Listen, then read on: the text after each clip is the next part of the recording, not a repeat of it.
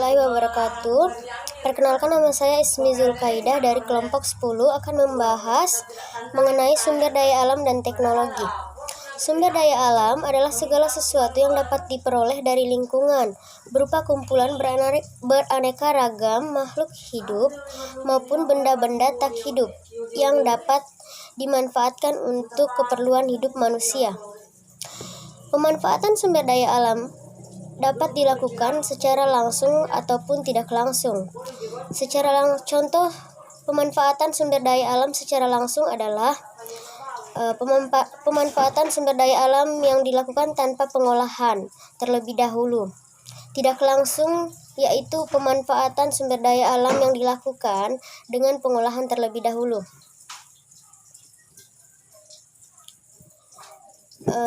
Manusia membutuhkan sumber daya alam untuk diolah dan dimanfaatkan dalam mempertahankan kehidupannya. Namun terkadang kita berlebihan dalam mengeksploitasi sumber daya alam, sehingga keseimbangan lingkungan mengalami gangguan. Manusia memanfaatkan sumber daya alam dengan teknologinya. Kemajuan teknologi sangat membantu manusia dalam mengolah sumber daya alam untuk mendatangkan manfaat sebanyak-banyaknya. Dalam pemanfaatan sumber daya alam diperlukan cara penggunaan teknologi yang tepat dan ekonomis agar hasilnya sesuai dengan apa yang diharapkan dan tidak mengganggu lingkungan. Sumber daya alam merupakan kekayaan alam yang diciptakan oleh Tuhan untuk kesejahteraan manusia. Semua yang ada di alam ini merupakan sumber daya alam yang sangat dibutuhkan oleh manusia. Pada dasarnya, sumber daya alam terbagi menjadi dua, yaitu sumber daya alam yang dapat diperbaharui dan sumber daya alam yang tidak dapat diperbaharui. Baiklah, saya akan melanjutkan materi yang telah dibahas teman saya. Di sini saya akan membahas tentang teknologi. Teknologi adalah suatu benda atau objek yang diciptakan oleh manusia yang bisa bermanfaat bagi kelangsungan hidup manusia. Teknologi yang digunakan dalam pengolahan sumber daya alam dapat berupa teknologi sederhana atau teknologi canggih. Ada beberapa pengolahan sumber daya alam yang memanfaatkan teknologi untuk memenuhi kebutuhan manusia. Pertama, pengolahan kayu menjadi kertas. Kayu dapat menjadi bahan utama kertas yang sangat baik karena adanya selulosa. Dalam proses pembuatan kertas, benang-benang selulosa dipisahkan terlebih dahulu, sehingga menjadi bubur kertas. Kedua, proses pembuatan roti. Roti adalah makanan berbahan utama tepung terigu dan air yang difermentasikan dengan ragi, tetapi ada juga yang tidak menggunakan ragi.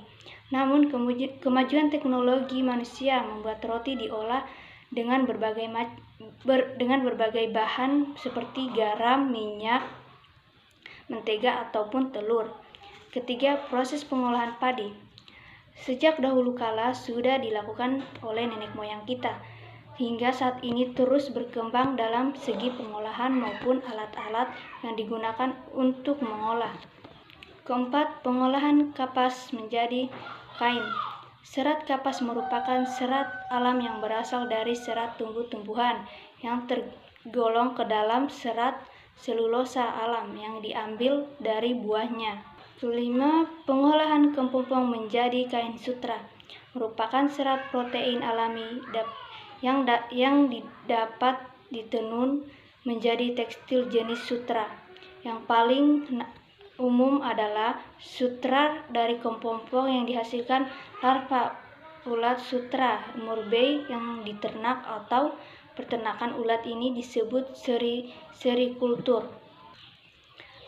Adapun perkembangan teknologi memberi pengaruh yang baik bagi kehidupan manusia, ada dampak positif dan negatifnya yang ditimbulkannya. Pertama, dampak positif. Perkembangan teknologi dapat membuka lapangan pekerjaan baru sehingga sumber daya manusia dapat berperan baik tenaga maupun pikiran. Dampak negatif, tidak akan menambah lapangan pekerjaan, tetapi justru sebaliknya dapat mempersempit lapangan pekerjaan. Hal ini terjadi karena sistem teknologi baru, misalnya banyak pekerja yang mula-mula menjadi tugas manusia kemudian diganti oleh mesin. Assalamualaikum warahmatullahi wabarakatuh. Perkenalkan, nama saya Meli Septianingsih. Di sini saya akan menyimpulkan materi dari kelompok saya yang berjudul Sumber Daya Alam dan Teknologi.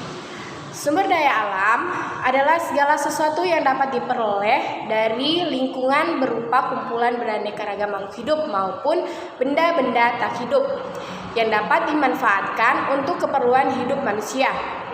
Dalam pengolahan sumber daya alam, diperlukan teknologi untuk mengubah sumber daya alam tersebut.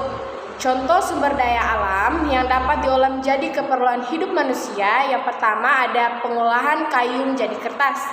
Yang kedua, ada proses pembuatan roti. Dan yang ketiga, proses pengolahan padi. Keempat, ada pengolahan kapas menjadi kain.